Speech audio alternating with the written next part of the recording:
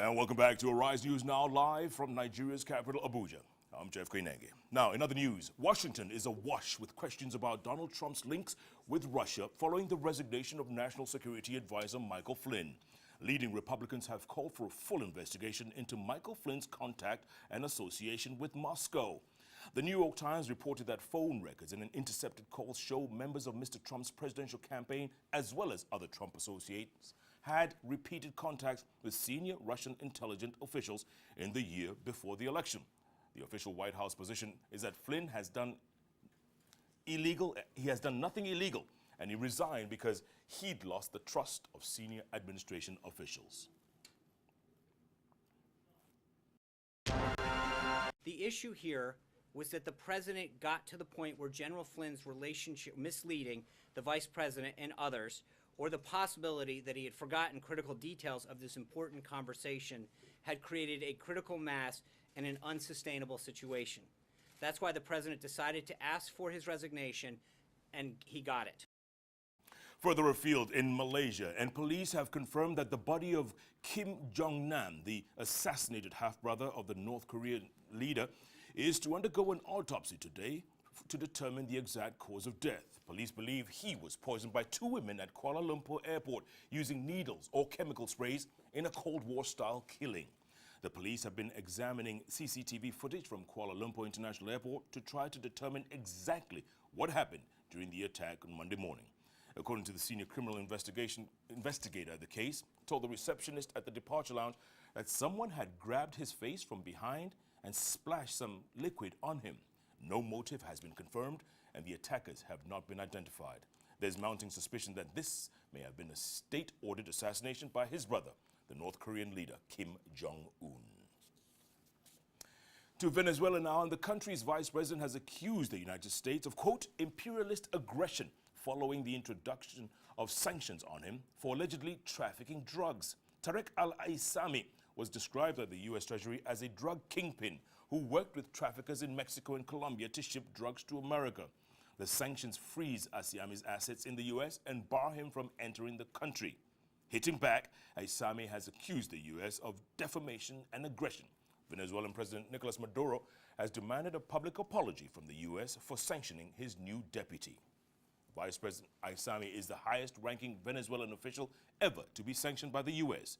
The countries have not exchanged ambassadors since 2010. La República Bolivariana de Venezuela rechaza, condena y protesta enérgicamente las acciones arbitrarias y extraterritoriales cometidas por la Oficina de Control de Activos Extranjeros, OFAC, del Departamento del Tesoro de los Estados Unidos de Norteamérica. On to space news now, and this morning, India launched a rocket into orbit carrying 104 satellites, smashing a previous record held by Russia, which launched 39 satellites in a single mission back in June 2014. The rocket's main cargo was a 714-kilogram satellite for Earth observation, but it was also loaded with 103 smaller nanosatellites. Nearly all the nanosatellites are from other countries, including Israel, Kazakhstan, the Netherlands, Switzerland, United Arab Emirates, and 96 from the United States. Putting commercial satellite into space for a fee is a lucrative business as phone, internet, and other companies seek greater and more high-tech communications.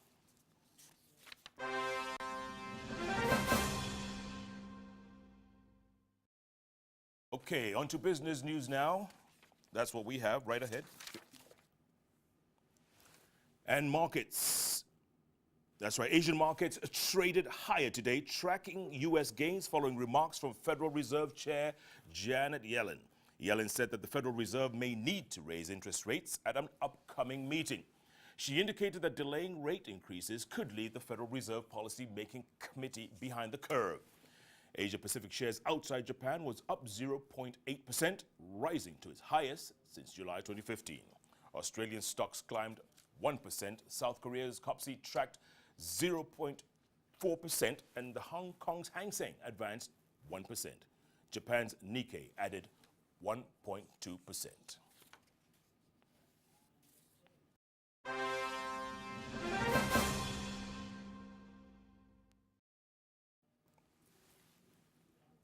Time for a quick roundup of some of the top sports headlines, and we start with the UEFA Champions League, where Paris Saint-Germain took one step closer to the quarterfinals with a crushing 4-0 defeat of Barcelona.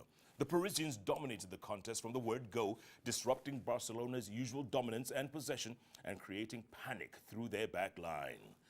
PSG were just as impressive with the ball and had numerous chances to score before they took the lead through birthday boy Angel Di Maria. His exquisite free kick gave Andre ter Stegen no chance in the Barcelona goal. When Julian Draxler added a second before the break, it was no more than the hosts deserved. Barcelona were equally as unimpressive in the second half. Only Neymar showed any sign of making an impact, with Lionel Messi and Luis Suarez virtual bystanders. Di Maria wrapped a second birthday gift as he swept home another fine curling effort after more great build-up play from Paris before Edison Cavani put the icing on the cake, celebrating his birthday also to give his team an emphatic 4-0 first leg victory. All right, that just about does it for this edition of Arise News Now live from Nigeria's capital, Abuja. Plenty more ahead. Do stay with us. Thanks so much for watching. Goodbye. The news continues in a moment.